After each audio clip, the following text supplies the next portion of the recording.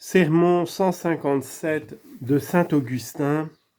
L'espérance chrétienne. Romains chapitre 8 versets 24 et 25. Votre sainteté se rappelle, mes très chers frères, que l'apôtre a dit « C'est en espérance que nous avons été sauvés ». Or, continue-t-il, l'espérance qui se voit n'est pas de l'espérance. Comment en effet espérer ce qu'on voit ? Or, si nous espérons ce que nous ne voyons pas encore, nous l'attendons avec patience. Ici donc, le Seigneur notre Dieu nous invite à vous adresser quelques paroles d'encouragement et de consolation. C'est à lui que nous disons dans un psaume « Vous êtes mon espérance, mon partage dans la terre des vivants ». 2 Corinthiens 4, 18. Lui donc, qui est notre espoir dans la terre des vivants, nous ordonne de nous exciter dans la terre des mourants, à ne pas fixer vos regards sur ce qui se voit, mais sur ce qui ne se voit pas, car ce qui se voit est temporel, tandis que ce qui ne se voit pas est éternel. Psaume 34, verset 9.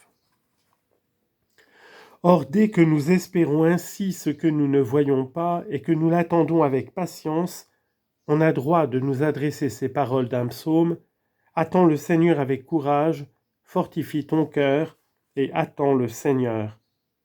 Psaume 26, verset 14.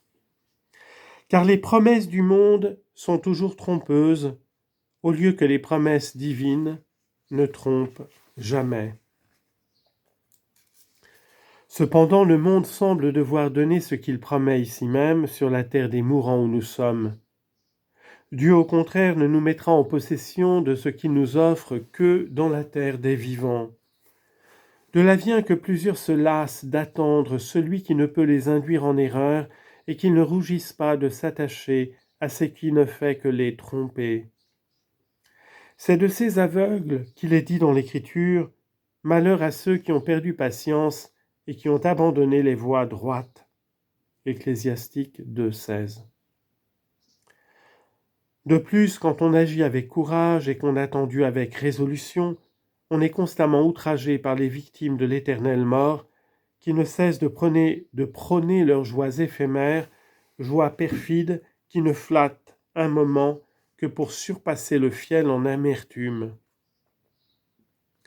Où est, nous répète-t-il, ce qu'on vous promet au-delà de cette vie, qui est venu de l'autre monde pour vous assurer que vos espérances sont fondées ? Nous au moins nous savons jouir de nos plaisirs car nous espérons ce que nous voyons.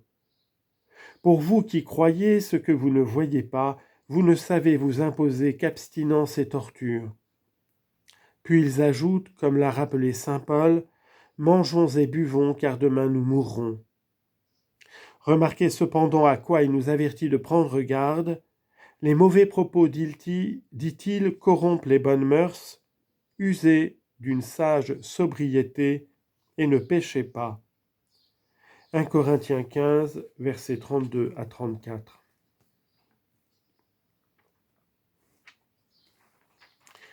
Prenez donc garde, mes frères, que de semblables propos ne corrompent en vous les mœurs, n'abattent vos espérances, n'affaiblissent votre patience et ne vous jettent dans des voies funestes.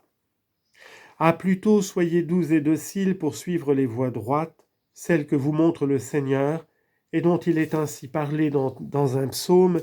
Il conduira dans la justice ceux qui sont dociles, il enseignera ses voies à ceux qui sont doux.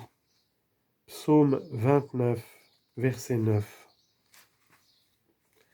En effet, pour pratiquer toujours au milieu des épreuves de la vie la patience, sans laquelle il est impossible de conserver l'espérance du bonheur à venir, il est absolument nécessaire d'être jaloux et docile, de ne pas résister à la volonté de Dieu dont le joug est doux et le fardeau léger. Mais pour ceux qui croient en lui, qui espèrent en lui et qui l'aiment.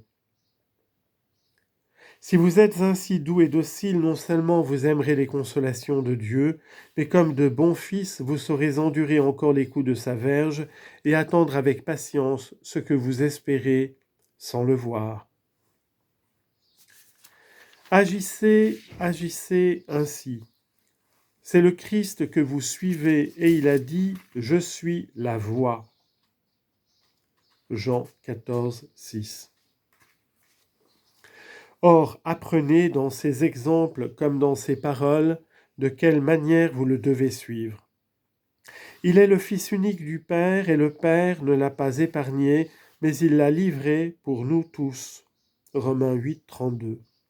Sans que le Fils refusât ou résistât. Car il voulait ce que voulait son Père, n'ayant avec lui qu'une même volonté dans l'égalité de la divine nature, égalité qui lui permettait sans usurpation de s'égaler à Dieu. Et pourtant, quelle incomparable obéissance il pratiqua dans la nature d'esclave qu'il prit en s'anéantissant. Philippiens 2, 6 à 7. Car il nous a aimés et s'est livré lui-même pour nous en oblation à Dieu et en hostie de suave odeur. Éphésiens 5, 2. D'où il suit que si le Père n'a pas épargné son propre Fils et l'a livré pour nous tous, le Fils aussi s'est sacrifié pour nous. Or c'est en se livrant ainsi dans sa nature humaine aux opprobres des hommes, aux dérisions de la multitude, aux outrages, aux fouets et à la mort de la croix, que ce Dieu très haut par qui tout a été fait nous a enseigné avec quelle patience nous devons marcher dans son amour. Et par l'exemple de sa résurrection, il nous dit encore ce qu'avec une invincible patience nous devons espérer de lui, car si nous espérons ce que nous ne voyons pas, nous l'attendons avec patience. Il est vrai, nous espérons ce que nous ne voyons pas, mais nous sommes le corps d'un chef divin en qui nous voyons réaliser dès maintenant nos espérances. N'est-il pas dit de lui qu'il est le chef de son corps, de l'Église, le premier-né, et qu'il garde en tout la primauté ? Colossiens 1, 18. Et de nous, vous êtes le corps et les membres du Christ. 1 Corinthiens 12, 27. Or si nous espérons ce que nous ne voyons pas, nous l'attendons avec patience, mais aussi avec tranquillité, puisque notre espérance est sous la garde de notre chef ressuscité. Ce chef, de plus, ayant été flagellé avant de ressusciter, voilà notre patience affermie. D'ailleurs, il est écrit que Dieu corrige celui qu'il aime et qu'il frappe de verge tout fils qu'il reçoit. Hébreux 12, 6. Donc, pour ressusciter avec joie, ne nous décourageons pas sous la main qui châtie. N'est-il pas bien vrai qu'il fouette tout fils qu'il reçoit, puisque loin d'épargner son Fils unique, il l'a sacrifié pour l'amour de nous tous ? Ah, le regard fixé sur ce Fils qui a été flagellé sans l'avoir mérité, qui est mort pour expier nos péchés et qui est ressuscité pour nous justifier. Romains 4, 25. Ne craignons pas que Dieu nous délaisse quand il nous châtie, ayons plutôt confiance qu'il nous recevra dans son sein, après nous avoir ainsi sanctifiés. Maintenant même, quoique notre bonheur soit loin encore d'être complet, nous laisse-t-il sans jouissance et ne sommes-nous pas sauvés en espérance ?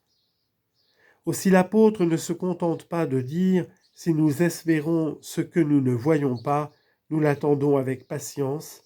Il dit ailleurs « vous réjouissant par l'espérance, patient dans la tribulation ». Romains 12, 12. Et appuyés sur une telle espérance, agissons avec grande confiance. 2 Corinthiens 3, 12. Que nos paroles, toujours gracieuses, soient assaisonnées du sel de la sagesse, en sorte que vous sachiez comment il vous faut répondre à chacun. Colossiens 4, 6.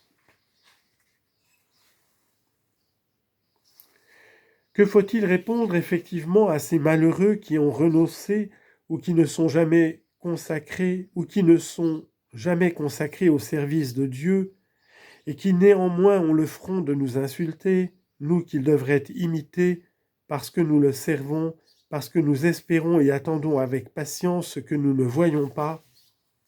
Il faut leur dire « Ah, où sont donc ces joies que vous poursuivez en marchant par vos voies tortueuses, nous ne vous demandons pas ce qu'elles deviendront après cette vie. Aujourd'hui même, où sont-elles? Hier est emporté par aujourd'hui, comme aujourd'hui sera emporté par demain. Quels sont alors les objets de vos affections qui ne s'envolent et ne se dissipent? Est-il rien qui ne s'enfuit avant même qu'on s'en empare, quand du jour actuel on ne peut arrêter même une heure, quand la 12e heure doit être remplacée par la 13e, comme la première s'est évanouie devant la seconde? Quand de l'heure qui semble actuellement présente, rien n'est présent, puisque toutes les parties et que tous les points ne font que s'en écouler?